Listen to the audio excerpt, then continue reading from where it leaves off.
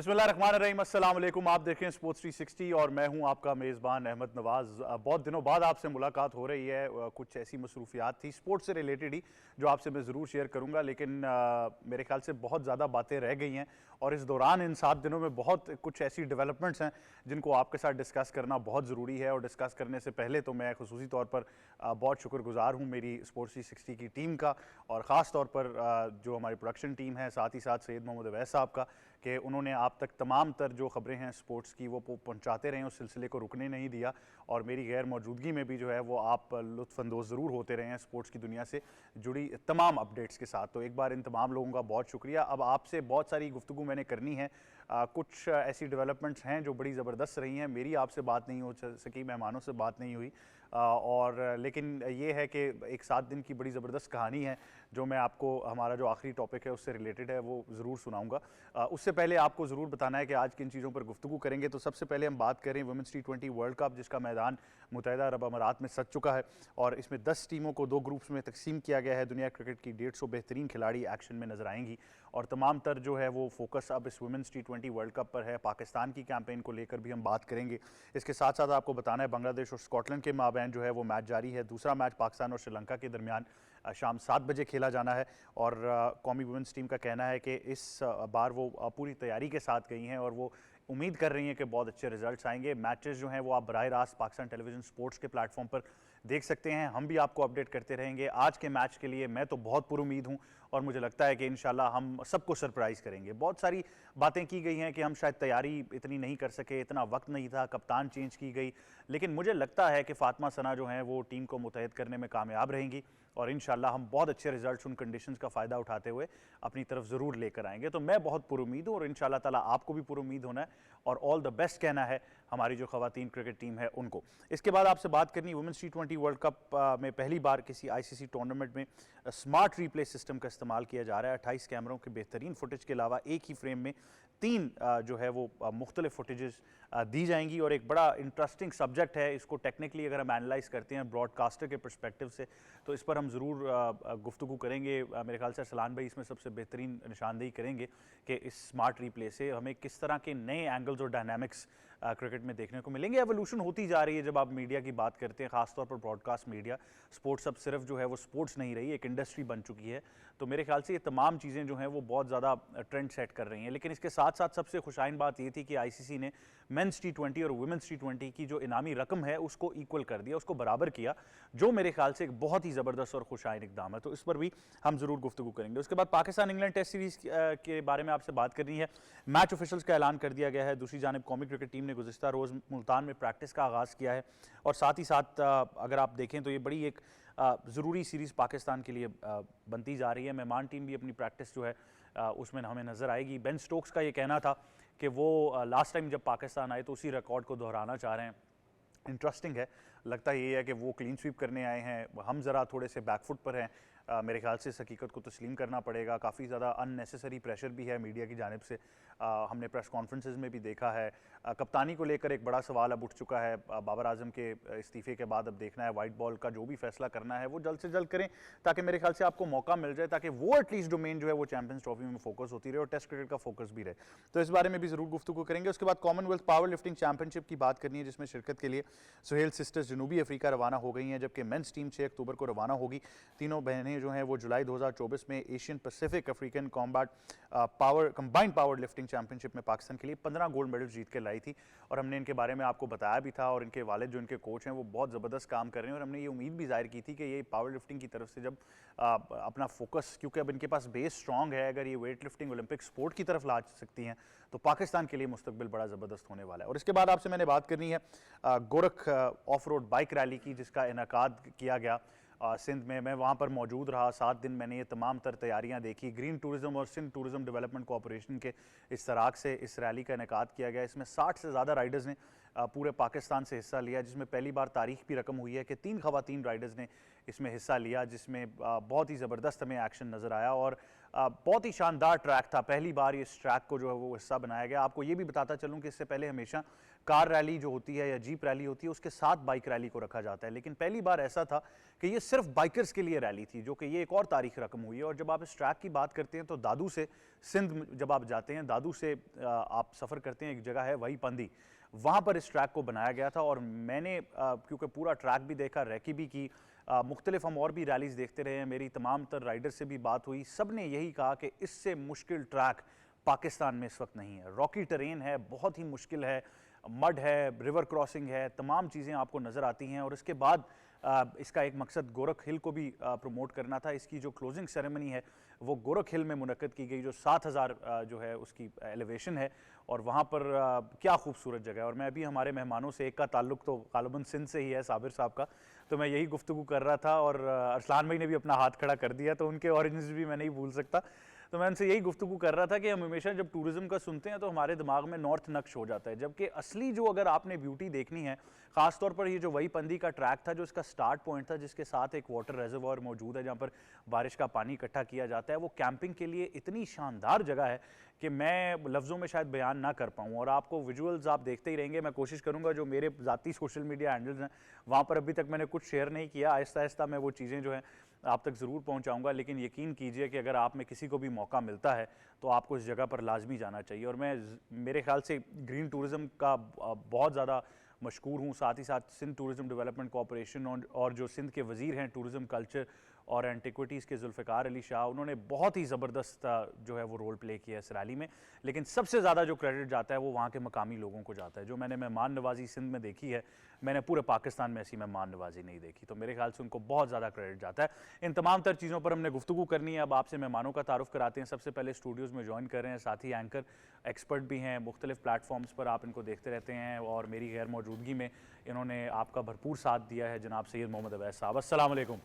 कैसे हैं जनाब? आप सेल्फी लेनी है आपके साथ? सेल्फी लेना चाहते हैं? मुझे लग रहा था आप मेरे आते ही बैनर लेकर खड़े होंगे, कप्तान कौन होगा, तो वो सवाल पता लग गया। कल मैं तो हैरानगी वाला मुझे नाम लिया गया, वो शो बताता हूँ आपको। अच्छा, इंटरेस्टिंग बात ये कि ये नाम आप कहीं ना कहीं पहले 2-3 दफा ले चुके हैं। नहीं, मुझे उन्होंने कल शाहजी ने बताया, चल बता देते हैं, सलमान अली आगा का। हाँ। मैं कहा शाहजी खुदा का नाम ले, कहते हैं नहीं वो सच में बन रहा है, तो लेट्स सी क्या बनता है इस चीज़ का। बिल्कुल, उन्होंने कहा इस डिबेट को ऐसी तरफ लेकर जाया जाए कि अवैस भी परेशान हो जाए कि क्या होने लगा।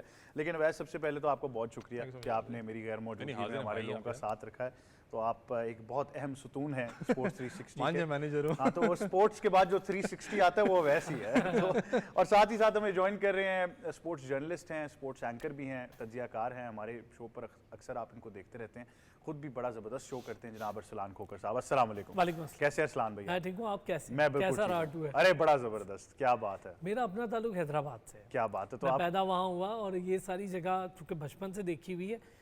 जिसका आप जिक्र कर रहे थे वाईपंदी का, उसका थोड़ा जिक्र आपको मैं बताता हूँ पहले ज़रा, साबिर ज़रूरी। नहीं, अच्छा हो गया कि हमारे पास सिंध के दो लोग मौजूद हैं जो बेहतर तरीके से मेरे ख्याल से इस पूरी कहानी को आपको बता सकते हैं। और साथ ही साथ हमें ज्वाइन कर रहे हैं क्रिकेट के तज्जियाकार हैं हमारे मुख्तलिफ प्लेटफॉर्म्स और आप इनको देखते रहते हैं, जनाब साबिर हुसैन। अस्सलाम वालेकुम साबिर। वालेकुम अस्सलाम। कैसे हैं आप साबिर? अल्हम्दुलिल्लाह अहमद, हमेशा आप में वेलकम करते हैं और आज हम आपको कहेंगे कि भली करे आया पीटीवी न्यूज़। डाडो शुक्रिया साईं, डाडो मेहरबानी। भाई मैं चला जाऊँ? तो नहीं वैसे आपको भी सिंधी सिखाते हैं, मैं थोड़ा सिंधी में फ्लुएंट हो गया हूँ। साबिर के साथ कभी कभार गुफ्तगू चलती रहती है, लेकिन बड़ी ज़बरदस्त डायलेक्ट है जो हम सीखते रहे हैं। तो इन तमाम तर चीज़ों पर गुफ्तगू करनी है। सबसे पहले जैसा कि आपको बताया कि वुमेन्स T20 वर्ल्ड कप शुरू हो चुका है, पहला मैच खेला जा रहा है, पाकिस्तान आज एक्शन में नज़र आएगा, उस बारे में भी ज़रूर बात करनी है। तो वेस्ट कंडीशंस की हमने बहुत सारी बात की है। आई थिंक मायूसी ज़रूर थी कि बांग्लादेश से शिफ्ट करना पड़ा UAE में, लेकिन पॉलिटिकल सिचुएशन ऐसी थी कि यही बेहतर फैसला था। लेकिन अब क्योंकि UAE में होने जा रहा है, कंडीशंस किस तरह की आप देख रहे हैं? पाकिस्तान का भी आज मैच है श्रीलंका के साथ, हमारी तैयारी किस तरह है? जैसा मैंने कहा, मुझे ज़ाती तौर पर लग रहा है कि जितना भी हम डाउन एंड अंडर होते हैं, हम बहुत अच्छी परफॉर्मेंसेस दे देते हैं। अहमद तो एक चीज़, क्योंकि अभी 2 मैचेस आज पता आपको खेले जाने, पहला तो अभी बांग्लादेश स्कॉटलैंड का मैच हो रहा है और मुझे हैरानगी की बात है कि बांग्लादेश स्ट्रगल कर रही है। मुझे पता है बांग्लादेश एज सच तगड़ी साइड आपको नजर नहीं आती, लेकिन स्कॉटलैंड को हैट्स ऑफ है, क्योंकि कप्तान भी आपको याद है उस दिन यही बता रही थी कि स्कॉटलैंड का एक फ़ायदा क्या है, उनकी लड़कियां बिग बैश पे अब खेलती हैं और इंग्लिश काउंटी सीजन खेलती हैं, तो उनको एक आइडिया हो चुका हुआ है कि इंटरनेशनल क्रिकेट पे compete कैसे करना है। वो इस वक्त मुश्किलात का शिकार हैं। पाकिस्तान की बात करें, श्रीलंका के साथ ट्रैक रिकॉर्ड तो अच्छा है पाकिस्तान ने 10 मैचेस जीते हुए, श्रीलंका 9 जीते हुए, लेकिन जो हालिया ट्रैक रिकॉर्ड की बात करूँ तो श्रीलंका आपको अपर हैंड पे नजर आता है। उन्होंने बहुत अच्छी क्रिकेट खेली है। चमीरी अटापट्टा की बात करें तो आपने खुद भी उससे बात की हुई है, मैंने खुद भी उससे इंटरव्यू लिया हुआ है। एक सीजन कैंपेनर आपको नजर आती हैं, वो श्रीलंका का एक बैकबोन है, पूरी दुनिया उसके ऊपर बात करती है। ऐसी कोई क्रिकेट लीग नहीं है जो एक्सपीरियंस को कैरी ना करती हो, वो एक्सपीरियंस फिर श्रीलंकन टीम में लेके आती है। मैं उसका आज, क्योंकि जब ये मैच होने से कल अपना आईसीसी के वेब पेज पे उनकी वीडियो भी सुना, तो उन्होंने कहा था हमारे पास खोने के लिए कुछ नहीं है, यहाँ पर हम एंजॉय करने आए हुए हैं, क्योंकि एक यंग टीम वो लेके कैरी ऑन कर रही है। तो दैट्स इट, उनके जहन में एक चीज़ है कि विजिलेंट है कि हम लोगों ने जो भी है टफ टाइम टीम्स को देना है और वो देंगे। आप शारजा विकेट बैटिंग ट्रैक जरूर स्टार्ट के अंदर होता है, लेकिन जैसे जैसे विकेट अपना आप कर लेंगे, थोड़ा सा ओल्ड होता है, वहां पर स्पिनिंग ट्रैक बन जाता है, आसान नहीं होता दूसरे अपना। मुझे पता है बाउंड्रीज छोटी है लेकिन बॉल स्पिन करता है, अच्छा, आपका ब्रेक भी करता आपके पास वसी तजर्बा है, आप उन कंडीशंस में खेले हैं, आप रहे भी हैं। ये बड़ा ट्रिकी है कि जो ही आप लाइट्स में शिफ्ट करते हैं तो गेम की पूरी सिचुएशन बदल जाती है यूएई के अंदर। एक तो देखें क्योंकि वेदर चेंज हो रहा है, आपका थोड़ा सा आप कह लेंगे ठंड की तरफ आप जा रहे हैं। अगर होता ना जून जुलाई तो लिटरली बॉल ग्रिप भी नहीं होता। शारजा में इतना सन्नाटा था कि आपको आवाज़ नहीं, हवा की आती, महसूस होता है कि सन्नाटा है। लेकिन मैंने कहा ना कि दूसरे एंड पे जब लाइट्स अपना होगी, जिस वक्त लाइट्स होंगी, थोड़ा सा अजीब सा रोल प्ले करती है शारजा विकेट। हमेशा मुझे याद है जब हम ड्रेसिंग रूम में होते थे, उसको देख के हम, उसकी इतनी शाइन होती थी, हम कहते थे वाह यार ये तो चपेट पे चपेट शीशा विकेट है, शीशा विकेट है। अंदर जाओ तो बॉल जो है ठीक ठाक ब्रेक होता है, स्लो विकेट है, आसान नहीं है। दूसरे नंबर पे पाकिस्तान का मसला बैटिंग ऑर्डर है, जो हम बार बार बात करते हैं। पाकिस्तान किस तरीके से निकलेगा उस कंडीशन में से? यार आपको अगर जीतना है, श्रीलंका, ऑस्ट्रेलिया, इंडिया बहुत तगड़ी साइड है, आपने आज तक ग्रुप स्टेज पार नहीं किया। अगर आप जीतना चाहते हो तो आपको 160 170 जेन में रखना है। 130 वाला तो आपकी बॉलिंग अच्छी है कि 130 पे करती है, लेकिन 160 170 पे। दूसरा थोड़ा सा डाइवर्ट शायद करना चाहूँ, क्योंकि मैं टॉपिक पढ़ा था आज के लिए, बड़ा फेमस हुआ है, हमें शेयर भी किया गया था हमारी प्रोडक्शन टीम से, कि वुमेंस की जो बॉल है वो 0.74 और मेंस की जो बॉल है वो 0.54 तक जाती है। इसका मैं पढ़ भी रहा था। आप छोटी बॉल वैसे उठा के देख भी लें अगर, क्योंकि मेंस को वैसे इजाजत नहीं होती, क्योंकि ज़्यादा मजा आता है, फास्ट बॉलों को तेज निकलती है, वो कुदरती है, क्योंकि पेस वेरिएशन बहुत ज़्यादा है। वुमेंस की जो पेस है वो हार्डली टच होती है 128 या 126 कर ले अगर मैं गलत नहीं हूँ तो। उसमें बॉल की मूवमेंट ज़्यादा होती है एज़ कम्पेयर टू जब आप मेंस की बॉल पे जाते हो, क्योंकि फोर्स ज़्यादा लगती है, उस पर बॉल की मूवमेंट कटती है बीच में से। ये चीज़ बड़ी आजकल हुई हुई है। लेकिन एक अच्छी बात मुझे आईसीसी की लगी कि आईसीसी जितना ज़्यादा वुमेंस टीम को प्रायोरिटाइज कर रहा है, देखें वो कैमरास की टेक्नोलॉजी की बात कर लें, पूल मनी की आप बात करें, जितना हाई अमाउंट इस दफ़ा वर्ल्ड कप के अंदर मिलेगा, हाई होप्स हैं। अल्लाह करे कि पाकिस्तान वुमेंस टीम आपको डिफरेंट कलर के अंदर आए, लेकिन बैटिंग ऑर्डर खुदा का वास्ता, वसीम इधर मौजूद है, काम किया हुआ है, वन ऑफ द, मैं कहता हूं वन ऑफ द फाइनेस्ट बिल्कुल ऐसे ही है, लेकिन मेंस क्रिकेट के लिए one of the finest minds है। मसला ये कि बैकअप प्लेयर्स आपके पास इतने हैं नहीं।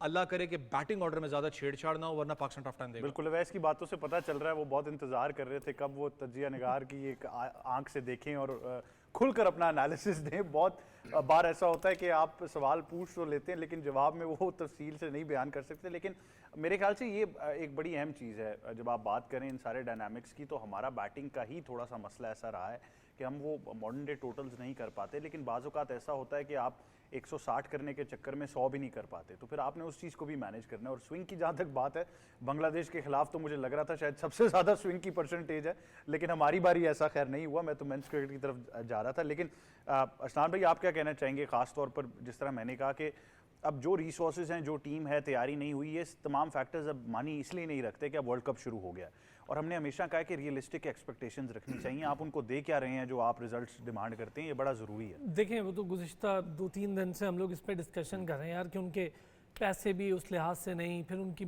3 मंथ्स की सैलरी पेंडिंग है, फिर उनको डेली वेजेस भी नहीं दे रहे हैं। लेकिन उसके बावजूद मुझे लगता है टीम में सिवाय कैप्टन के कोई बहुत मतलब ड्रास्टिक चेंजेस नहीं है। ये लड़कियां सब खेली हुई हैं। गुल फिरोज़ा है, बहुत अच्छा खेल रही है, खुद captain is doing good job. हम 2 वार्म अप मैचेस ज़रूर हारे हैं, लेकिन हमारे पास तैयारी के लिए एक होम सीरीज़ थी। हमने होम सीरीज़ में साउथ अफ्रीका जैसी टफ टीम को फेस किया। बेशक हम हारे, एक मैच 10 रन से हारे, एक मैच हार गए और फिर एक जीत भी गए हम, और 180 भी हमने करके एक टेस्ट ले लिया कि यार चलो 180 ऐसे किया जाता है। अब वर्ल्ड कप से पहले चलें, एक आपने 180 किया, ओवरऑल हमने अब तक 180 करके देख लिया कि यार पहला 180 ऐसे होता है। अब ये कमाल होना चाहिए कैप्टन का, और ये कमाल होना चाहिए उसके साथ खेलने वाले सीनियर कैंपेनर्स का। जो सीनियर प्लेयर्स हैं उनका काम ही ये होता है कि वो कैप्टन को ये बताएं कि यार अगर ऊपर तले 1 आधी 2 विकेटें गिर गई हैं तो किसी को ऐसे प्लेयर को प्रमोट करके ऊपर भेजा जा सकता है जो स्टे कर सकता है, किसी ऐसे प्लेयर को रोका जा सकता है जो बॉटम एंड पे आके स्कोर कर सकता है, जो आपकी इनिंग को एक्सेलरेट कर सकता है। देखिए 20 ओवर की गेम है, अभी बांग्लादेश के हालात आप देख लें, 6 आउट थे उनके, 119 रन। सलाम भी आपकी इजाजत से मैं अपडेट दे देता हूं। 119 रन, 7 खिलाड़ी आउट, 20 ओवर्स का खेल मुकम्मल हो चुका है।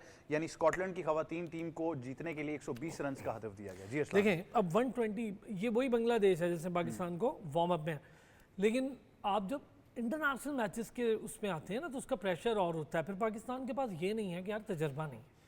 मुझे कोई इससे दो राय नहीं है कि बहुत अच्छी टीम है, आपने एक का जिक्र कर लिया चमारी का, लेकिन कविशा दिलारी बहुत शानदार बैटिंग ऑलराउंडर है, बहुत अच्छी बैटिंग ऑलराउंडर है। उसके बाद उनकी एक मुझे बॉलर इनोशी ये एक्सीलेंट ऑफ ब्रेक बॉलर्स हैं। हमारे पास भी स्पेसिफिकेशन होनी चाहिए कि यार ये हमने 8 लड़कियों से बॉलिंग करवाई है वार्म अप मैच में, लास्ट वार्म अप मैच में 8 बॉलर्स आपने यूज़ किए हैं। इसका मतलब है कि हमें अपने 5 बॉलर्स, हमें अपने 4 बॉलर्स, हमें अपने 6 बॉलर्स कंफर्म नहीं थे। हमने 8 बॉलर से इसलिए बॉलिंग करवा ली कि यार क्या पता इसमें से भी कुछ अच्छा निकला, आइडेंटिफाई कर लेंगे। लेकिन ये क्या पता वर्ल्ड कप में नहीं होना चाहिए ना, ये क्या पता साउथ अफ्रीका में हो जाता, ये क्या पता वेस्ट इंडीज आई थी तब के कर लेते आप, जो आपके थोड़े कैंप्स लगते हैं उसमें जो टीम्स बनती हैं 4, उसमें भी आप क्या पता कर लेते। अब जिम्मेदारी आलिया रियाज, निदा पर और कैप्टन पर, फिर गुल फिरोजा पर, मुनीबा, ये सारी लड़कियां परफॉर्म कर रही हैं। इंडिविजुअली आप देखेंगे ना तो किसी एक मैच में किसी ने कर दिया। लेकिन इस्लाम भी आलिया को लेकर खास तौर पर आपको नहीं लगता कि उनका रोल बड़ा अहम इसलिए होता है कि हमें सिर्फ उनकी बैटिंग में पावर हिटिंग की जरूरत नहीं है, जो वो बड़ी जबरदस्त बॉलिंग करती रही है उसको भी, क्योंकि होता है कि एक डायमेंशन में आप चले जाते हैं तो दूसरी खुद ब खुद खत्म हो गुड जाती है। फील्डर है। बिल्कुल एग्जैक्टली। हमें फील्डिंग का भी बड़ा मसला आ रहा। अब तो मैं देख रहा हूँ लड़कियां अच्छी फील्ड कर रही हैं, ये सारी लड़कियां मेहनत कर रही हैं।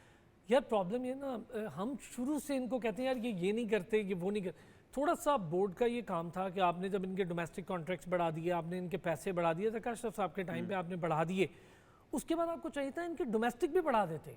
आप कहते यार जिस तरह लड़कों के सीजन्स ऑफ जाते हैं ना, बीच बीच में गैप आता, लड़कियां शुरू हो जाएं उनके मैचेस।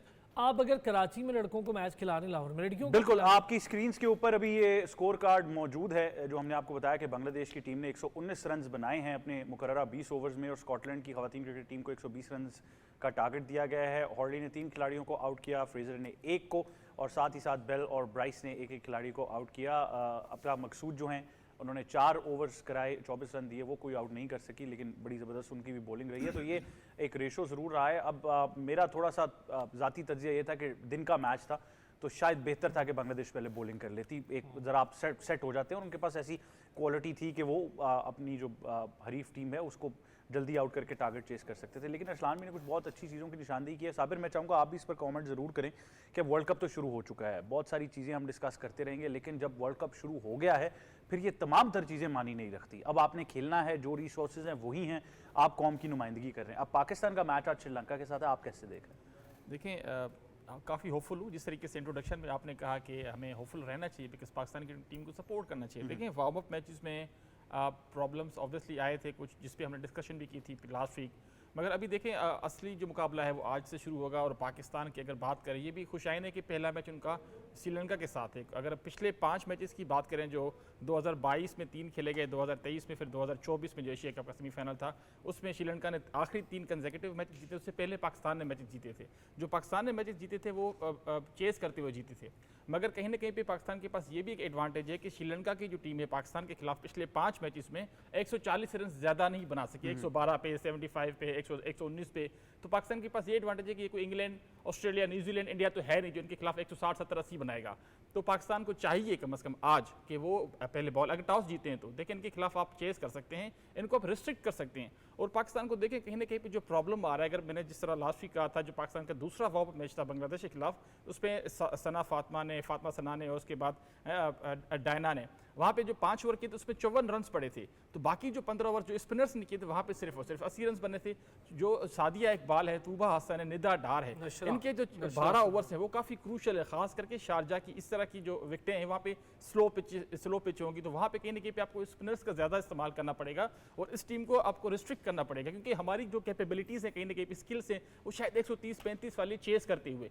हाँ चलें, अच्छा हुआ कि हमने 180 स्कोर किया था, मगर बार बार आप नहीं बना सकते क्योंकि ये आपके होम कंडीशंस तो है नहीं, ये एक बड़ा इवेंट है, वर्ल्ड कप का इवेंट है। मगर मैं चाहूँगा कि आप सिदरा अमीन को अगर ऊपर लेके आएँ तो बेहतर रहेगा, गुल फिरोजा को आप 1 डाउन पे लेके आएँ, क्योंकि सिदरा अमीन और मुनीबा अली वो अच्छे तरीके से पहले भी ओपनिंग कर चुके हैं। और देखिए दूसरा मैं ये भी चाहूँगा कि कि मुनीब अली अपनी गेम खेले, वो अपने शॉट्स खेले। हम लोग क्या करते हैं, कहीं ना कहीं पे पावर प्ले में समटाइम हम 36-40 रन बना देते हैं, मगर जो मिडिल ओवर्स हम उस पर स्ट्रगल करते हैं, हम डॉट बॉल्स बहुत ज़्यादा खेलते हैं, चाहे वो निदा डार हों, चाहे वो खुद गुल फेरेजा हों। तो उसके बाद सारा का सारा प्रेशर फिर आलिया रियाज पे और फातिमा सना पे, जो कि थोड़ा सा मुश्किल हो जाता है।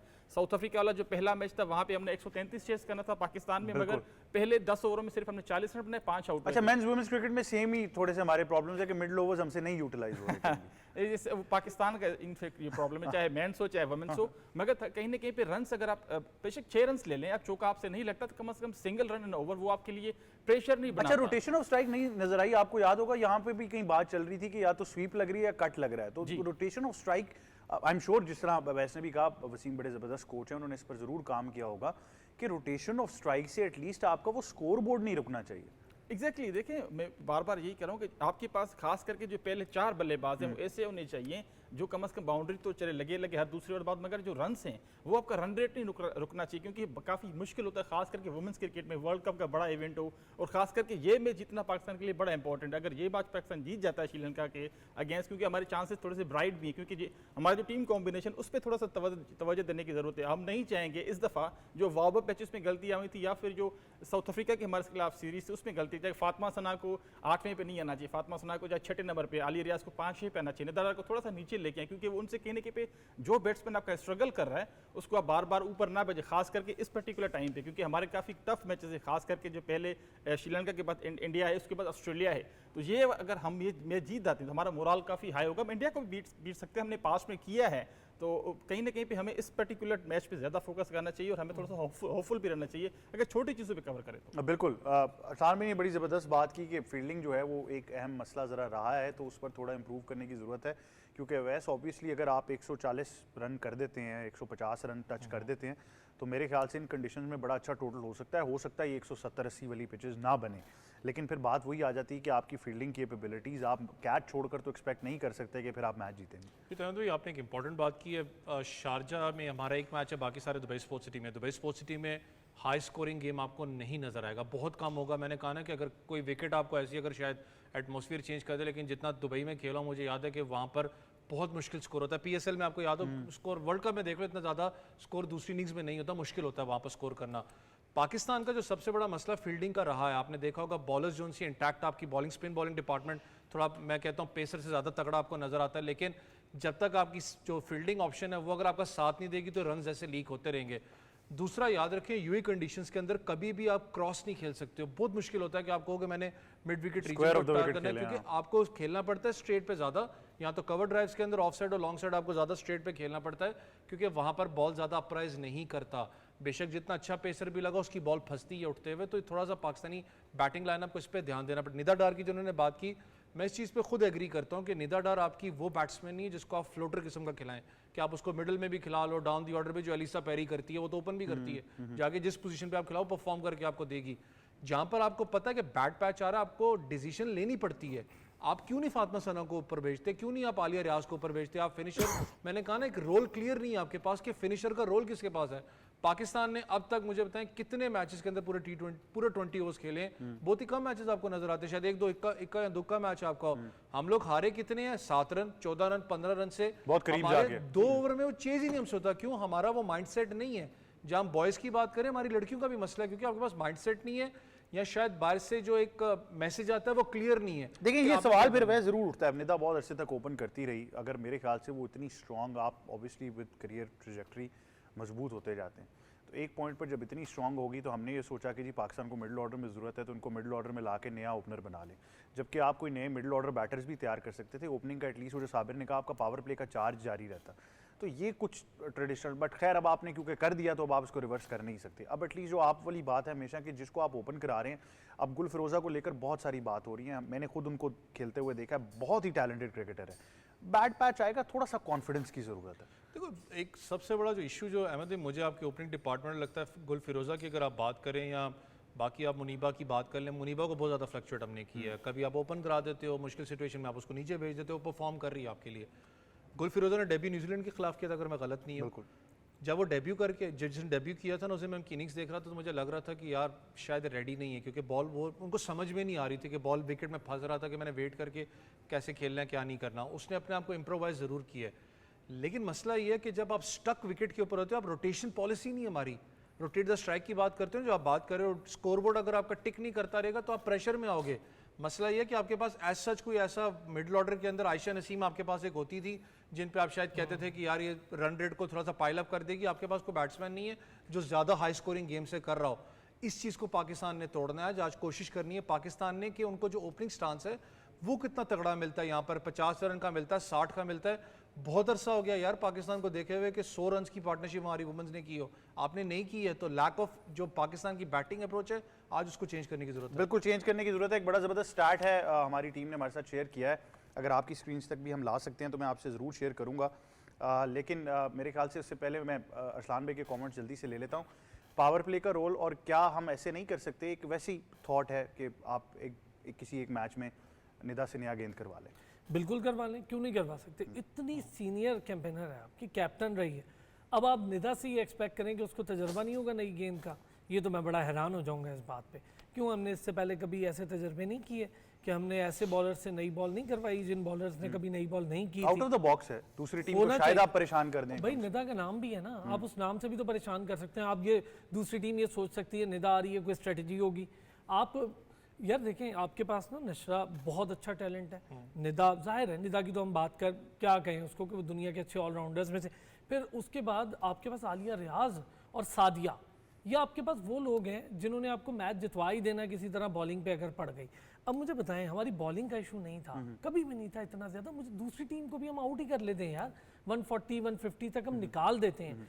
हमारा मसला बैटिंग है। जो अवैस कह रहे हैं ना शफलिंग का, और जिन लड़कियों का हम जिक्र कर रहे थे अवैस ने अभी गुल फिरोज़ा का भी जिक्र किया, यार 2-3 प्लेयर्स आपके बहुत अच्छे हैं जिन्होंने इम्प्रूव किया। लेकिन होता क्या है, कुछ प्लेयर्स की ना एबिलिटी ऐसी होती है कि अगर उनको बल्ले पर बॉल पड़ी मिल रही है तो वो छोड़ेंगे नहीं, लेकिन अगर बॉल फंसी हुई मिल रही है तो उन पिचेस पे प्रॉब्लमेटिक होंगे। और ये खाली फीमेल्स का मसला नहीं है, हमारे मेन क्रिकेट में भी हमारी ये सब कुछ मेजॉरिटी हो रहा है। डिसमिसल्स, अगर आप इन खवातीन की ट्रैजेक्टरी पूरी देख लें, पिछली 4-5 सीरीज का मुवाजना करें, ज्यादातर square of the wicket he out हो Yes. रही हैं। मतलब सामने बहुत रेयर है कि मैंने देखा हो बिल्कुल। किसी ने सामने को आउट हुआ हो। बिल्कुल ठीक बात है। अच्छा, फिर कट मारने की एक बहुत ज़्यादा रिवायत बन गई है, शायद उसमें ज़्यादा जोर नहीं लगता या एज लग के पीछे से गेंद जा सकती है। हम इतना रिलाई करने लग गए हैं, फीमेल क्रिकेट में तो बहुत ज़्यादा रिलाई कर रहे हैं कट पे। हालांकि आपके पास एक ऑप्शन होता है, जब आपके पास शॉट नहीं लग रहे होते तो आप फ़खर जमान वाला काम करें, लेग पकड़ लें। सीरियसली लेग पकड़ लें, आप उस पर स्कोर कर सकते हैं। आपको कुछ ना करें, लेग पे स्कोर करना थोड़ा ईजी सा होता शफल है करें, मार दें जाके। सर। लेग square पे of the स्कोर wicket। करना ईजी फखर होता versus- है, ये क्या था काम वो मिचेल स्टार्क पर। हाँ, है ना। और ये काम होता है कोच का कि जब वो देखे यार शॉट ऑफ साइड पे नहीं लग रहे, ऑफ पैक हो रहा है, आपकी बॉल मिस हो रही है, कट ज़्यादा लग रहे हैं, कट पे आपके एजेस निकलने के चांसेस हैं, फिर आप स्वीप से बचने के लिए लेग साइड बॉल, कम से कम लात पे पड़ी बॉल को आप लेग पे प्लेस कर सकते हैं। सिंगल तो आ ही जाएगा, चौका नहीं लग रहा, पीछे कितने फील्डर खड़े कर अच्छा, तूबा के बारे में आपका क्या ख्याल है? मैंने मेरे ख्याल से अगर कुछ पिछले 2-3 साल में उनको, क्योंकि उनकी पहली सीरीज़ भी मुझे याद है और फिर लोग कंपैरिजन करना शुरू कर देते हैं, लेकिन मैंने तब भी कहा था कि ये इतनी अच्छी लेग स्पिनर बन सकती है पाकिस्तान के लिए, सिर्फ थोड़ा सा फोकस रखें। लेकिन साथ ही जो ही उन्होंने आउट किया अगली सीरीज़ में ड्रॉप हो गई तो समझ नहीं आई हुआ ये क्या। यही बात। अच्छा, आपको याद होगा जिसमें आप जिक्र भी कर रहे हैं, उनकी बॉल जब पड़ रही थी तो आपने कमेंट्री सुनी, आपने लोगों को सुनी, यार ये लड़की जो है ना, अरसे बाद कोई लेग स्पिनर पाकिस्तान में फीमेल में निकली है, इस पर थोड़ा सा वर्कआउट हो जाए तो ये गुगली भी बहुत अच्छी मार लेगी, ये फ्लाइट भी बहुत अच्छा कर लेगी, ये प्लेयर को भी फंसा देगी। हमने कहा ऐसे कैसे फंसा देगी, हम ड्रॉप तो करें इसको। अगली ही बिल्कुल अगली, फिर आप इस तरह क्या करते हैं, कॉन्फिडेंस तोड़ देते हैं प्लेयर्स का। अब आप तूबा की बात कर रहे हैं यार, उससे पहले 2 लड़कियां तो आपकी क्रिकेट ही छोड़ के चली गई इस चक्कर में कि उन्हें पता था कि हमें प्रूव करना पड़ेगा अपनी परफॉर्मेंस, और डोमेस्टिक में इतनी स्पेस नहीं है। आज एक मेल क्रिकेटर की भी खबर आई है, आप तक तो पहुंची जी, होगी। उस्मान कादिर। बिल्कुल। और उसने तो, उसकी वजह ये है उस्मान की, सुबह जब ये खबर आई, कल रात से चल रहा था उस्मान, एनओसी के मसाइल हैं, डायरेक्टर इंटरनेशनल और उनके डिपार्टमेंट का इशू है। इंटरनेशनल डिपार्टमेंट बहुत डिले कर रहा है। फ़खर ने इसी का जिक्र किया था मीटिंग के अंदर, खाली फ़खर ने नहीं किया था, नाम फ़खर का ज़्यादा प्रोजेक्ट किया जा रहा है। इसी का रिजवान ने भी किया था, बाबर ने भी इस पे बात की थी, शाहीन ने भी की थी, नसीम ने भी की थी, इवन साइम अयूब जैसा नया लड़का उसने भी इसका जिक्र किया। अब आप देखें, उस्मान कादिर ने एक वनडे खेला, 25 T20 खिलाए, सालों बार बिठाए रखा, ऑस्ट्रेलिया में खेल जाता, आपने उसकी वो क्रिकेट भी ज़ाया कर दी, इधर भी नहीं खेल। और वो भी एन उस वक्त जब वो एलिजिबल हो गए थे ऑस्ट्रेलिया को खेलने के लिए, Yes. तो उन्होंने कहा वहां से खेले, इससे पहले डेब्यू करवा वैसे आज दो। भी मैं feel एक चीज़ करता हूँ, सॉरी को इंटरप्ट कर रहा हूँ, शायद अहमद भाई मैं गलत नहीं हूँ, अगर लिटरली ऑस्ट्रेलिया के लिए अगर वो खेलता तो शायद इधर होता। सीरियसली इसमें मैं बिल्कुल मैं ज़्यादा शायद, मैं बहुत से लोग इख्तलाफात मुझसे करते हैं कि नहीं यार अवैस अपना उसकी ज़्यादा नहीं है, वेरिएशंस नहीं है, ब्रेक उसका नहीं है, भाई उसको खेलो तो सही, मुश्किल है यार आप खेलना। उस्मान की मिसाल ले लेना, उस्मान ख्वाजा पाकिस्तान से खेल के कितना बड़ा प्लेयर बन जाता। तो ये मैं कह रहा हूँ ये ना, simple- आप simple seriously formula है। अगर आप उसको ऑस्ट्रेलिया के लिए एलिजिबल होता, क्योंकि ऑस्ट्रेलिया में इमरान ताहिर वहाँ अच्छा, आप दुनिया का फुकदान टाइप तो आपके पास है। मतलब आपने भी कभी सोचा है मैं मैनेजर कहीं और, मतलब कोई और इंटरनेशनल? हाय यार दुखती रख दो शायद सोचा, लेकिन एक फिर बात वही होती है, लिटरली इस मुल्क की वजह से इज्जत बहुत मिली है, अल्हम्दुलिल्लाह, दिल नहीं करता जाने को। ये बातें होना वरना लाइटर कुछ मामलात होती हैं जिसमें बंदा कहता है कि शायद कहीं और चांस मिला तो पता नहीं कहाँ से कहाँ, लेकिन लेकिन एक खबर ये भी है अहमद के, ये जो आया ना इस्तीफा, कुछ हैं जो इसके पीछे पीछे और तैयारी में है, और वो अच्छे क्रिकेटर्स हैं, उनका भी मसला एनओसी का बना हुआ है, उनको लगता है कि यार यहाँ खिलाते नहीं है, वहाँ खेलने नहीं देते, तो ये प्रॉब्लम हमें तो आएगा पैगाम आगे आने मैंने भी वाले सुना कि दिनों में। PCB तक पहुंच चुका हुआ और है। 2 या 3 लोग और हैं, 3 तो मुझे पता है, लेकिन मेरा ख्याल है इससे ज्यादा हो सकते हैं, 3 का तो मैं मुझे तो एक अंदाजा मिस्ट्री बॉक्स क्वेश्चन ये भी किया था कि बहुत से लोग पाकिस्तान के प्लान्स में नजर आते रहे, डेब्यू भी करवा दिया, वो चैंपियंस कप में गायब थे। सबसे पहले तो आजम खान का नाम आता है कि किधर गए एकदम से भाई, आपने कहा जी पाकिस्तान के है। लिए। उन्होंने तो खुद ही कह दिया मैंने खेला, मैं वहीं और उनको पता वही था मैं मैंने वही कह खेलना रहा हूँ, नहीं। और बहुत से प्लेयर्स जिन्होंने, जिनको जब कॉल की गई कि आप उन 150 प्लेयर्स में शामिल हैं, तो उन्होंने कहा हम खेलना नहीं चाहते, आप किसी और को मौका दे दें, हमने नहीं खेलना। तो बड़ा सिंपल है। बट खैर साबिर, आपसे मैं वुमेन्स T20 का जरा कंक्लूडिंग रिमार्क दूंगा, फिर हम मेंस क्रिकेट की फौरन से बात करते हैं। लेट्स सपोज पाकिस्तान टीम अब बैटिंग बॉलिंग को हम दोनों का मवाजना एक किस्म का कर लें, तो टैलेंट मौजूद है, स्किल भी है, थोड़ा सा ज़रा प्रोएक्टिव नज़र आने की ज़रूरत है, और इतनी सिनर्जी आपस में है, जिस तरह सलान भी है, ये खेल चुकी हैं मोर और लेस, एक आध नाम ही चेंज होता है। किन एरियाज़ पर काम करना है उसकी भी हमने निशानदेही कर दी है, लेकिन ख़ास तौर पर अब जब हम बात कर रहे हैं कि आपने इम्प्रोवाइज़ करना है, अब आपको सोचना पड़ेगा, जैसे आपने कहा पावर प्ले में रन्स बनाने हैं, मिडल ओवर्स में भी रन्स बनाने हैं, लेकिन आपको सोचना पड़ेगा कि ज़रूरी नहीं है कि मैं टारगेट 20वें ओवर में ही जाकर चेस करूं, जहां पर मैं 10 रन शॉट पड़ जाऊं। देखें बड़ा इंपॉर्टेंट होगा, क्योंकि रन रेट भी ऑब्वियसली आपका अच्छा होना चाहिए, क्योंकि सिर्फ 2 टीमों ने आगे जाना है इस पर्टिकुलर ग्रुप में, और अगले ग्रुप में सिर्फ 2 टीमों ने। देखें मुनीबा अली हैं या गुल फेरोज़ा हैं, जिस तरीके से हमने इन दोनों का नाम पहले भी लिया। बैटिंग में बात करें तो 10 मैचों में 246 रन से मुनीबा अली के, अगर उनकी गुल फेरोज़ा की बात करें तो 227 रन से उनके, तो ये दोनों बच्चियाँ जो है ये फॉर्म में हैं।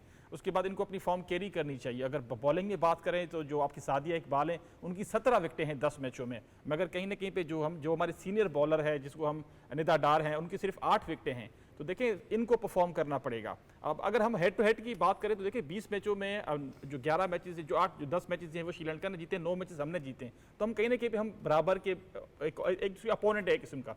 मगर अगर पाकिस्तान को पहले देखें, अगर श्रीलंका पहले बॉलिंग करता है, पाकिस्तान को बैटिंग का चांस मिलता है, तो देखिए पाकिस्तान को कम से कम 145-50 माइंड में रख के ही खेलो, और हमारी कैपेबिलिटी, अगर हम 170-80 का नहीं सोच सकते, अगर 170-80 का सोचेंगे तो हम 115-20 से पहले आउट हो जाएंगे।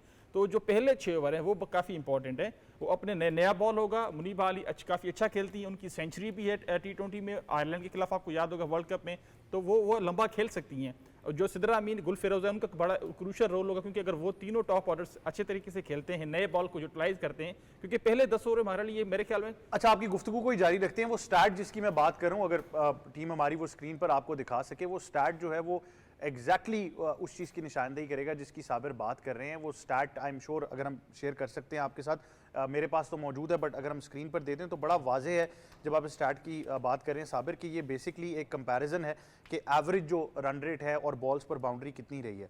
अब मैं जारी बात है टॉप की तो बात करता ही नहीं हूँ। रन रेट 7.94, 7.64, 7.36, 7.05 ये Australia, England, south Africa, India की हैं, और बॉल्स पर बाउंड्री भी 5 से लेकर 6 है। ये वो स्टैट है जिसकी मैं बात कर रहा हूँ, हमारे नाजरीन के लिए हमने स्क्रीन पर ज़रूर रखा है।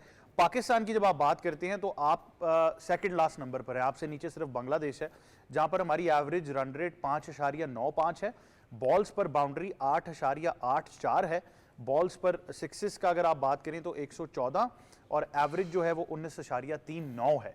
तो यानी 8 बॉल का मतलब ये है कि आपने पूरा एक 1.5 ओवर गुजार दिया बाउंड्री मारने के लिए। ये देखिए यही बात है ना, जिस तरीके से आपने खुद कहा कि इम्प्रोवाइजेशन, क्योंकि हमारे कोचेस फिर क्या काम करें, स्किल्स हैं लड़कियों में, इस पर कोई दोहराया नहीं, क्योंकि हम देख चुके हैं, चाहे गुल फेरोज़ा हो, मुनीबा अली हो, आलिया रियाज हो, फातिमा सना हो, इन्होंने पहले परफॉर्म किया हुआ है। कहीं ना कहीं पे इम्प्रोवाइजेशन की अगर बात करते हैं तो आपने बिल्कुल सही कहा, अगर हमें टारगेट मिलता है 125, 30, 40 का भी, तो हम क्यों उसको 20 ओवर तक लेके जाएं, उसको हम 16 ओवर तक क्यों ना किल कर दें। बाकी टीम्स का माइंडसेट यही होता है, वो इम्प्रोवाइज करते हैं। आप इंग्लैंड की बात कर लें, वो पावर प्ले में किस तरीके से खेलते हैं, मैं वुमेन्स की बात करूं, उसके अलावा आप देखिए डेवलपमेंट की बात करते हैं, स्कॉटलैंड को देख लें, वो नई टीम है। आयरलैंड को देखें, उन्होंने रिसेंटली इंग्लैंड को बीट किया जो कि वर्ल्ड चैंपियन रह चुकी है, मगर कहीं उन्होंने 170 प्लस चेस किया था। जो छोटी टीमें हैं, छोटे कंट्रीज की टीमें, वो कहीं ना कहीं पे डेवलप होकर आ रही है, उन्होंने क्योंकि वो इम्प्रोवाइज कर रहे हैं, चाहे पावर प्ले हो, चाहे मिडिल ओवर के 8 ओवर हो, चाहे आखिरी आपके 5 ओवर हो। तो इसी तरह बॉलिंग में भी इंडिया की बात आप देख लें, श्रीलंका को देख लें, तो हमें भी कहीं ना कहीं थोड़ा सा इम्प्रोवाइज करना पड़ेगा, क्योंकि डिफरेंट आपका माइंडसेट सिर्फ चेंज करने की जरूरत है। आपके पास बच्चियां यही हैं, लड़कियां आपके पास यही हैं, सीनियरिटी सिर्फ 2-3 है, बाकी सारी आपकी यंग पूल्स है, और इनको कम से कम अग्रेशन इसमें काफ़ी, इन लड़कियों में पैशन काफ़ी है। तो मेरे ख्याल में कि हमें थोड़ा बहुत उम्मीद रखना चाहिए, इम्प्रोवाइज करना पड़ेगा। बिल्कुल करना पड़ेगा, और मेरे ख्याल से ये प्रोएक्टिव सोच हमें फातिमा सना की कप्तानी में और मोहम्मद वसीम की कोचिंग में ज़रूर नजर आएगी। और जैसा कि मैं कह रहा हूँ कि बहुत ज़बरदस्त रिजल्ट्स आएंगे। आज भी मैं बहुत पुर उम्मीद हूँ, मुझे लगता है हम श्रीलंका को हरा सकते हैं और इंशाल्लाह हराएंगे। मैच जो है वो 7 बजे से बराह रास्त आप पाकिस्तान टेलीविजन स्पोर्ट्स पर देख सकते हैं। हम आपको अपडेट ज़रूर करते रहेंगे अपने प्लेटफॉर्म से। मेंस क्रिकेट की तरफ आते हैं। पाकिस्तान और इंग्लैंड के दरमियान टेस्ट सीरीज़ का आगाज़ होने जा रहा है। पाकिस्तान टीम ने प्रैक्टिस सेशन में भी हिस्सा लिया मुल्तान स्टेडियम में। इंग्लैंड अपने प्रैक्टिस सेशन में हिस्सा लेगी। उनके जो कप्तान है बेन स्टोक्स, उन्होंने कहा कि हम दोबारा से वो परफॉर्मेंस दोहराना चाहते हैं जब हम आखिरी दफ़ा पाकिस्तान आए, यानी पूरी तरह से दीवार से लगाया हमें। तो लेकिन ये है कि पाकिस्तान के लिए बड़ी ही इंपॉर्टेंट सीरीज़ है, ख़ास तौर पर क्योंकि बहुत ज़्यादा कॉन्फिडेंस शान मसूद पर दिखाया गया है। तो उनके लिए भी मेरे ख्याल से अब मौका है कि वो उसका भी एक हक जो है वो अदा करें। असलान भाई, क्या खबरें हैं लेकर? प्रेस कॉन्फ्रेंस में भी थोड़ी सी हमें एग्रेसिव सोच नज़र आ रही थी, बहुत सारे क्लिप्स भी चल रहे हैं, लेकिन क्या देख रहे हैं हम आगे टेस्ट में? थोड़ा सा ऐड है, कप्तान ये इसी सीरीज के लिए या ऑस्ट्रेलिया के लिए भी है? हाँ, ये यार भी मैं एक आपको सवाल है। बताऊं, शान मसूद के हवाले से ना खबरें यही हैं कि शान मसूद के साथ ये थोड़ा सा बाबर आजम वाला नहीं करना चाह रहे। ये डर गए इस चीज़ से कि यार एक कप्तान को हटाओ, रिजल्ट वही आए, फिर लोग शुरू हो जाएं। असल में ये सोशल मीडिया का प्रेशर बहुत ले रहे हैं। शान मुझे नहीं लगता कि ज़्यादा लंबा कप्तानी कर पाएंगे, क्योंकि शान मसूद को कप्तानी करने के लिए बहुत बड़े बड़े नामों के साथ, अच्छे ताल्लुकात के साथ अंडरस्टैंडिंग बनानी पड़ जाएगी। बाबर अब बिल्कुल फ्री सोल है, वो निकलेगा अपनी मर्जी से खेलेगा, परफॉर्मेंस भी अब देगा, माइंडसेट भी उसका फ्री हो जाएगा, इतने बोझ से भी वो चला गया, जान छुटी है। और दूसरा ये कि यार जब आप एक ही टीम में 4-5 कप्तान जमा कर लें, फिर आप एक कप्तान को कहें कि तुम इनको हैंडल करो, तो वो काम ना बड़ा मुश्किल हुआ करता है। रिकी पॉन्टिंग ने करके दिखाया था, उसके बाद धोनी ने करके दिखाया था। पाकिस्तान में ये मिसाल नहीं मिलती। वसीम अकरम नहीं टिक पाए उन 4-5 कप्तानों के बीच में, कितनी ताकतवर शख्सियत थे। वकार यूनुस को परेशानी होगी, वसीम अकरम उस टीम तो में मुझे थे। ये बताएं, हम अभी तक सोच क्यों रहे हैं 2 कप्तानों के बारे में? क्यों नहीं आप एक का फैसला क्यों नहीं कर लेते? अक्रॉस फॉर्मेट आप बना 3 दें। का सोच रहे हैं भाई, आप 2 का सोच ही नहीं रहे। खबर आ गई भाई, खबर आ गई तीन का असलान भाई की सोच रहे तरफ से। हैं, लेकिन वो 3 की वजह से कुछ रेजिस्टेंस है। हाँ। वरना सोच ये 3 का ही रहे थे, लेकिन वो रेजिस्टेंस ये है कि यार फिर वो एक नए फॉर्मेट में होगा, एक अलग फॉर्मेट में होगा, लड़के तो वही खेल रहे होंगे, तो फिर आप उनको कैसे हैंडल करेंगे? इस वक्त ना मुझे लगता है कि अब इस वक्त बाबर आजम की कप्तानी के बाद बहुत सारे सवालात भी दम तोड़ गए, अब जान छुटी, ये चैप्टर भी अब बंद कर देना बंद। चाहिए। और सोशल मीडिया को भी चाहिए अब बस जान करें अब, जान हाँ छोड़ दे यार उस बेचारे की। बाबर आजम को अब चाहिए कि यार, एक तो उनकी सबसे बड़ी गलती है कि इतनी ज़्यादा खामोशी ना उनके अपने लिए अच्छी नहीं है। वो ग्राउंड के अंदर भी इतना ज़्यादा कम्युनिकेट नहीं करते हैं लड़कों के साथ। उसके बाद वो जो खबरें इत्तलात हैं कि वो जब ड्रेसिंग रूम जाते हैं तो कोच कम्युनिकेट करता है, उसमें वो एडअप करते हैं, लेकिन वो खुद से बहुत कम कम्युनिकेट करते हैं लड़कों के साथ। वो बैठ के ज़्यादा एनालाइज के, तो ऐसे कैप्टन मुश्किल होता है चलना उसका। या फिर बाबर आजम की दूरियां हो गई, जो खबरें हैं कि वो चाहते हैं कि अब दूरियां ख़त्म कर लें। और अच्छी चीज़ ये होगी कि बाबर अब परफॉर्म करे। अब कोई वे नहीं है ना, कोई बात नहीं है कि यार आप पे कप्तानी का बोझ है, आप पे सोशल मीडिया, भाई जिसका भी बोझ है आप उसको करके दिखाओ। गलत थोड़ा सा मैं एक चीज़ इसमें एडअप करूँ, बहुत बड़ा नाम है, एशियन ब्रेड मैन है ज़हीर अब्बास साहब, बहुत बड़ा नाम है, लेकिन जब बहुत बड़े क्रिकेटर्स कभी बात कर रहे हो ना, तो थोड़ा सा अपने लड़कों को देख के अपना बच्चा समझें और थोड़ी एहतियात करें। हम विराट कोहली या इसके साथ कंपैरिजन नहीं कर रहे बाबर आजम का, पर बाबर आजम स्टिल इस एरा के बड़े प्लेयर्स में से। ये हम तो नहीं कह रहे यार। माइक एथरटन ने एक ट्वीट कर दिया और आपके सारे इंटरनेशनल प्लेयर्स ने ट्वीट किया कि अब हम बाबर को स्कोर करता देखना चाहते हैं। तो अगर वो देखना चाहते हैं तो बाबर कुछ है ना, वो उसको क्यों नहीं कह रहे वेस्ट इंडीज के प्लेयर को, कुछ शेख नहीं है। को नहीं कह रहे माइकल किसी और क्लार्क को? ने बोला, जी। इयन बिशप ने बोला, सारी दुनिया और कह मुझे रही है। हैरानगी ये होती है कि आप यहाँ पर पाकिस्तान में बैठ के और ये हमारे बड़े ऐसे मोअज़्ज़ज़ साबिक क्रिकेटर्स रहे हैं, आपने तो एक का नाम लिया, जो यहाँ पर बैठ के तो बीसीसीआई पर तनकीद करते हैं, रोहित शर्मा पर तनकीद करते हैं कि विराट कोहली के साथ वो क्या कर रहे हैं, गंगूली पर तनकीद करते हैं, लेकिन ये नहीं देखते कि आप क्या करते रहे हैं बाबर आजम के साथ। हो रहा है मैं ना, हैरान होता हूँ इस बात बाबर को। के माइंडसेट को ख़राब कैसे किया। मैं भी जानता हूँ, आप भी जानते थे, काशिफ साहब के टाइम पे गैर ज़रूरी कंट्रोवर्सीज, कैप्टन की दौड़ लगवा दी, एशिया कप में जो कुछ हुआ, ड्रेसिंग रूम की कहानियाँ लीक करवा दी। भाई किसी प्लेयर में इतनी हिम्मत ही नहीं होनी चाहिए कि वो अपने एजेंट के थ्रू ड्रेसिंग रूम की कहानियाँ लीक करवाए। उस वक्त आपने उसको नहीं निकाला, बाद में आपने उसको जब रखना था, आपके ओपनर्स काम नहीं कर रहे थे टेस्ट के, उसको बाहर कर दिया बेचारे को। बिल्कुल ऐसे ही है। मैं आप कंक्लूडिंग रिमार्क जरूर लूंगा, लेकिन मतलब ये याद मैं करता हूं तो फिर और एक जो है ना वो गुस्से की लहर आती है कि आपने ऐसा भी किया कि उनकी गैर मौजूदगी में एक साहब हैं जिनसे एक मेकशिफ्ट कप्तानी आपने कराई और एक और उनके प्लेयर से ये बाकायदा तौर पर प्रेस कॉन्फ्रेंस में भी कहलवा दिया गया कि जी बिल्कुल अगर जरूरत पड़े तो ये भी कप्तानी के लिए तैयार है पाकिस्तान के लिए। तो मतलब इतना नैरेटिव बिल्ड किया, लेकिन जैसा मैंने कहा, मेरे ख्याल से हम सबको, ये हम सब की जिम्मेदारी है कि ये चैप्टर अब जो है वो क्लोज कर दें। अब पाकिस्तान क्रिकेट को इससे आगे चलने दें, बाबर आजम को इससे आगे चलने दें। विराट कोहली की एक मिसाल मैं कहूँगा, बाबर ने बिल्कुल सही फैसला किया, लेकिन बहुत देर फैसला किया, देर से फैसला किया। थोड़ा पहले हो जाता तो आई थिंक बहुत सारी चीज़ें पाकिस्तान क्रिकेट की भी सेटल हो सकती थी। बट वैसे आपके आखिरी कमेंट्स, सीरीज़ आ रही है, वो तो कह रहे हैं हम दोबारा से इनको दीवार के साथ लगाने लगे। हम क्या करने जा रहे हैं? ख़ास तौर पर शान मसूद का सवाल बड़ा ज़रूरी है। बॉलर्स हमारे परफॉर्म नहीं कर पा रहे, ये बहुत एक अहम नुक्ता है। आप क्या कहना चाहेंगे कंक्लूडिंग रिमार्क्स? देखिए, I know on the lighter note obviously लोगों ने कहा है, क्योंकि आप जब भी किसी टीम के लिए जाते हो सीरीज़ के लिए, आप एग्रेसिव अप्रोच रखते हो, और पाकिस्तान को पता है बेसबॉल क्रिकेट तो वो खेलेंगे। बेसबॉल क्रिकेट उनके पॉजिटिव में भी गई है, नेगेटिव में भी गई है, जो उनके नुकसानात होते रहे उसकी वजह से पाकिस्तान अंडरडॉग ज़रूर होगा। मैं कहता हूँ प्रेशर में हो आप, जो मामला चलते हुए आ रहे हैं ड्रेसिंग रूम में, आप इस चीज़ को फिर मैं हाईलाइट करूंगा, ड्रेसिंग रूम का माहौल आपका बड़ा मैटर करेगा जब आप इंग्लैंड के खिलाफ खेलोगे। अल्लाह करे कि आपको चेंज टीम आपको नजर आए। शाहीन परफॉर्म नहीं कर रहे, बहुत सी चीज़ें इस वक्त अगेंस्ट जा रही हैं। जब चीज़ें आपके अगेंस्ट जा रही हो ना, एक पॉजिटिव चीज़ भी होती है कि वो आपके माइंडसेट को स्ट्रॉन्ग बिल्ड करती है। आप कहते हो कि नहीं यार मैंने इससे लड़ना है, वो लड़ने का जज्बा आपने पैदा करना है। यार ये वही टीम है, आप बाबर की बात में कर रहे हैं ना अहमद भाई, ये वही टीम है। बाबर के ऊपर बहुत से में इख्तलाफात होंगे। आपने ऑस्ट्रेलिया के अंदर फाइनल्स भी खेला, आपने दुबई में T20 सेमीफाइनल भी खेला। सब कहते थे इस टीम से ज़्यादा जलब आपने टीम पाकिस्तान की हिस्ट्री में देखी नहीं है, और लिटरली वो चीज़ थी। डिस्टर्बेंस पैदा की पाकिस्तान क्रिकेट बोर्ड ने।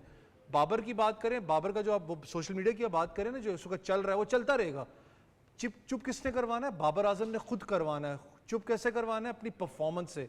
जहां पर उनका बल्ला जो है वो रन्स देगा, वहां पर सारे चुप होंगे, खामोश होंगे। बाबर आजम से एक्सपेक्टेशन बहुत ज़्यादा है, लेकिन फिर मैं वही बात को रिपीट करता हूँ यार, हमें उस एरा से निकलना है। बाबर के टीम कलेक्टिवली जीतती है, एक मैच एक प्लेयर जिताता है, सीरीज नहीं जिताता।